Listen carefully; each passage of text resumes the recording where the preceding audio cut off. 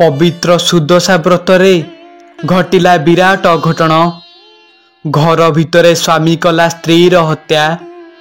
एमिति भयंकर घटना घटिछि पुरी जिला नुआपाटना गाँव रे। घटनाटी आरंभ करिबा आगरु जदि आपण माने महालक्ष्मी को मनरे भक्ति करती ताहले कमेंट बॉक्स रे जय मां लक्ष्मी लिखि दियंतु। पुरी जिला निकटस्थ नुआपाटना गाँव रे सुदेई जेना रहुथिले। सुदेई बाबूंको परिवार कहिले स्त्री देवकी मैडम आउ तांकर गोटे बोली झियो लिजा। सुदेई बाबू गाँ गाँ रे बुली खड़िका बेपार करती।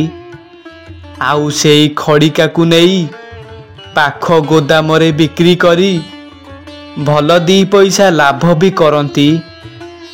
आउ सेइथिरे निज परिवार को चलई दियंती। सुदेई बाबूंकर गोटे भल घरटीए भी नथिला।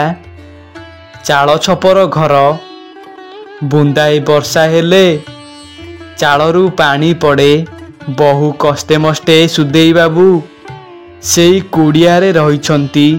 गोटे दिन सुदेई बाबू आउ तांको स्त्री कथाबार्ता हेले आमे 2 लाख टंका लोन करी आनी आमे आमर जागा खंडे किणी घर तोलिबा। आउ तमे बेपार करी आस्ते आस्ते सबु लोन सुझी दबा।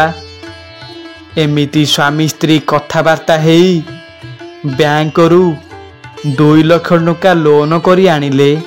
आउ गाँ पाखापाखी खंडे भल जगाटीए खोजिले। आउ सेतिकी बेले तांको जीवन रे एते बड़ गोटे भूल हेई जीवो बोली से केबे स्वप्न रे सुधा भाबी नथिले। सुदेई बाबू जागा खोजु खोजु गोटे ठक हाबुड़े पड़िले। आउ से व्यक्ति जनक सुदेई बाबू को कहिला तमे चिंता करनी मौसा तमकू खंडे जागा किणी दबार दायित्व मोर। तमे खाली मते 2 लाख टंका एडवांस दे दियो।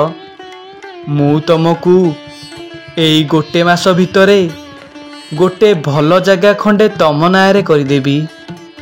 से ठक व्यक्ति जनक सुदेई बाबू को नहीं अन्य जनक जागा भी देखेई कहिला एई जागाटा आउ किछि दिन भितरे तमर हेई जिवो। सुदेई बाबू मध्य ता कथारे विश्वास करी जाई सेई व्यक्ति जनकू 2 लाख टंका देई देले। आउ से व्यक्ति जनक टंका नहीं सेठारु चलीगला। आउ तार गोटे सप्ताह परे सुदेई बाबू जेतबेले व्यक्ति जनकू फोन कले से व्यक्ति जनक सुदेई बाबू को कहिला तमे किए मौसा मु तुमठू केतेबेले 2 लाख टंका नेली तम मुंड फुंड किछि काम करूनी बोधे। एमिति कही से फोन काटिदेला। आउ थोरे फोन कला बेड़कू ता फोन स्विच ऑफ देखेइला। ठक मुहरु एमिति कथा सुनी सुदेई बाबूंको मुंड किछि काम कलानी। से पूरापूरी अधैर्य होई पड़िले। कौन करिबे कौन करिबे कौन करिबे बोली से पूरा पागलक परी व्यवहार कले। आउ काहाकू किछि न कही से सीधा घर को चली आसिले। आउ रातिटा किछि न खाई न पी सोई पड़िले। ता पर दिन सकाळु सकाळु स्त्री सुदशा व्रतरे माँ लक्ष्मी को पूजा अर्चना करिबारे व्यस्त थांती। एपटे सुदेई बाबू घर कबाट को भीतर पटु देई गोटे विष बोतल आनी पी की सोई पड़िले।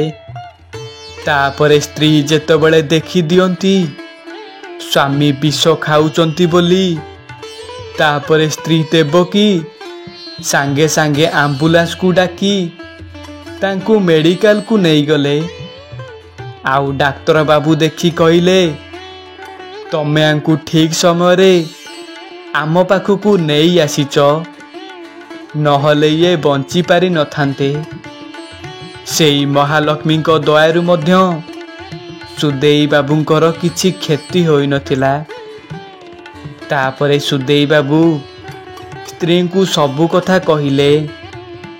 ସ୍ତ୍ରୀ ଦେବକୀ ମ୍ୟାଡ଼ାମ ତାଙ୍କୁ ବହୁତ ବୁଝାବୁଝି କଲେ।